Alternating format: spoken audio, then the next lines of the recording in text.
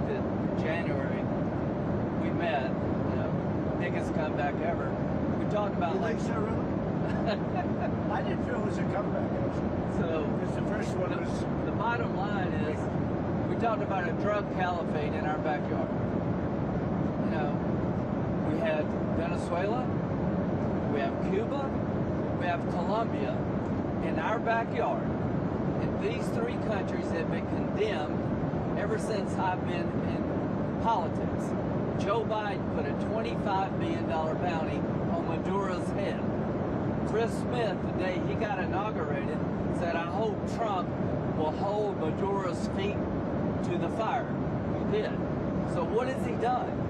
He's going to clear our backyard of a drug caliphate. Countries run by narco-terrorist dictators who murder, rape, send drugs into our country to kill thousands of our citizens. To my Democratic friends, you should be celebrating this.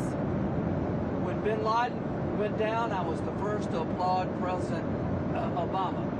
This was one of the most sophisticated military operations in the history of the country. What they were able to do was amazing. They knew we were coming. We had a good part of the Navy, and they were able to capture this man alive. No military in the world could have done it. And as to this commander-in-chief, he did something people talked about doing. You just wait for Cuba. Cuba is a communist dictatorship that's killed priests and nuns. They preyed on their own people. Their days are numbered. We're going to wake up one day, I hope in 26, in our backyard, we're going to have allies in these countries doing business with America, not narco-terrorist dictators killing Americans. This is a big frigging day. And everybody in the world is thinking differently than they were just a few days ago because of what you did. By the way, you mentioned something that's interesting. Lindsey mentioned bin Laden.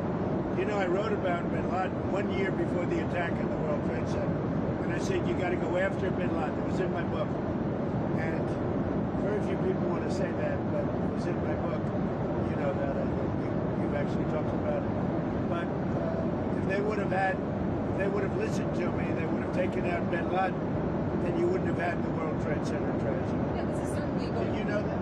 I predicted bin Laden. I learned something every day. No, but did you hear that? Well, I did now. I just heard it right No, now. I wrote a book. It was 1 year before the attack that the book came out, and it talked about, there's a whole page, a whole section dedicated to a guy named bin Laden who's a bad guy who you have to take out. So, I'll get the book.